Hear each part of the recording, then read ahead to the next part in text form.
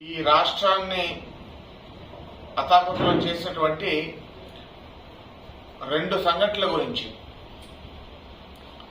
ఖండించడానికి ఈ press meet ని పెట్టడం జరిగింది. ఫస్ట్ది విశాఖపట్నంలో దొరికినటువంటి డ్రగ్స్ నిల్వలు. ఇవాళ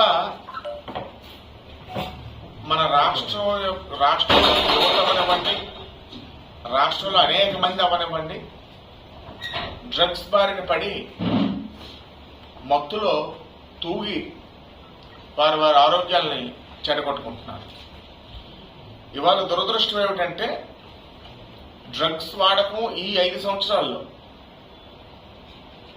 హైయెస్ట్ పీక్ రేట్కి చేరుకోవడానికి ముఖ్యమైనటువంటి కారణం అధికార వైఎస్ఆర్ కాంగ్రెస్ పార్టీ నాయకులే ఈ డ్రగ్స్ సరఫరాని ఒక వ్యాపారంగా భావించి యువకులు, మన రాష్ట్రంలో ఉన్నటువంటి అల్పులు తాలూకా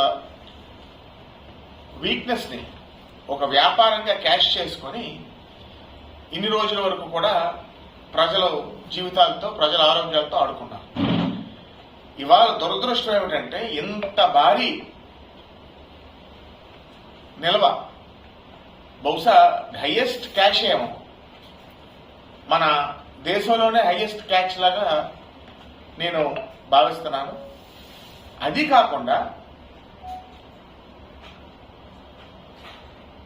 దొంగ అన్నట్టు తిరిగి తెలుగుదేశం పార్టీ మీద ఎదురుదాడి చేసే పరిస్థితి. కేవలం వైఎస్ఆర్ కాంగ్రెస్ పార్టీ సానుభూతి పరులకు సంబంధించినటువంటి కంటైనర్లో దొరికినటువంటి ఆ డ్రగ్స్ ఏవైతే ఉన్నాయో దాన్ని తిరిగి తెలుగుదేశం పార్టీ సంబంధం ఉన్నట్లుగా చూపించిన దొంగ అన్నట్లుగా పుచ్చకాల దొంగని భుజాలు తడుకున్నాడు, అలాగా అన్నట్లుగా ఉంది. ఇదే కాదు, ఎంత హాస్యాస్పదం అంటే బ్రెజిల్ అధ్యక్షుడు ఎన్నికైతే వైఎస్ఆర్ కాంగ్రెస్ పార్టీ అగ్రనాయకులు ట్వీట్ పెడతారు బ్రెజిల్ అధ్యక్షుడిని కంగ్రాచులేట్ చేస్తూ. ఏంటంటే ఇదంతా ఒక పూర్తి కింగ్ పిన్ లాగా ఉంది, పూర్తి ఇంటర్ కనెక్టెడ్ లాగా ఉంది. ఇవాళ డ్రగ్స్ బారిన పడి మన యువకులు, మన రాష్ట్రంలో అనేక మంది ఆరోగ్యాలు పాటు చేసుకున్న కొన్ని కుటుంబాలు సర్వనాశనం అవుతున్నాయి. దీనికి పూర్తి ప్రోత్సాహం వైఎస్ఆర్ కాంగ్రెస్ పార్టీ అధికార పార్టీ నాయకులు ఇచ్చారు. కాబట్టి దీన్ని నేను తీవ్రంగా ఖండిస్తున్నాను. ఈ డ్రగ్స్ సరఫరా వెనకాల ప్రతి ఒక్కరిని కూడా ఇమీడియట్ గా ఒక ఉక్కుపాదంతోనే అణిచేయవలసిన అవసరం ఉందని నేను ఈ పత్రికా సమావేశం ద్వారా మీకు అందరికీ కూడా తెలియజేసుకుంటాను. రెండో విషయం, కడప జిల్లా రాజంపేట నియోజకవర్గం ఒంటిమిట్ట మండలంలో ఒక పేద చేనేతి కుటుంబం వైఎస్ఆర్ కాంగ్రెస్ పార్టీ నాయకుల యొక్క భూదాహంకి, దాష్టికానికి ఒక పేద కుటుంబం ఆత్మహత్య చేసుకోవడం జరిగింది.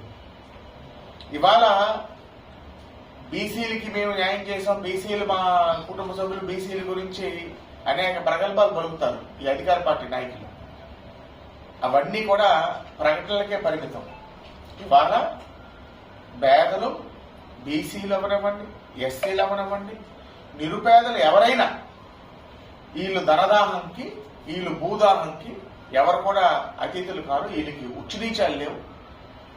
కేవలం ఈ ల్యాండ్ టైటిలింగ్ యాక్ట్ ఏదైతే తీసుకొచ్చారో ఇలాంటి భూదోపిడీకి పాల్పడవచ్చన్నటువంటి ఒక స్వార్థంతోనే ఈ ల్యాండ్ టైటిలింగ్ యాక్ట్ కూడా ఈ వైఎస్ఆర్ కాంగ్రెస్ పార్టీ ఈ రాష్ట్రంలో తీసుకురావడం జరిగింది. ఆ కుటుంబం యొక్క ఆత్మహత్యకి, ఆ కుటుంబం యొక్క పూర్తి కుటుంబం ఆత్మహత్య చేసుకోవడానికి కారణమైన ప్రతి ఒక్కరిని కూడా కఠినంగా శిక్షించవలసిన అవసరం ఉంది. రాష్ట్ర ప్రజలందరూ కూడా ఆ పేద కుటుంబానికి అండగా ఉండి నిష్పక్షపాతంగా ఎంక్వైరీ జరిపించడమే కాకుండా ఆ బాధ్యుల్ని కఠినంగా శిక్షించాలని నేను తెలుగుదేశం పార్టీ తరఫున డిమాండ్ చేస్తాను.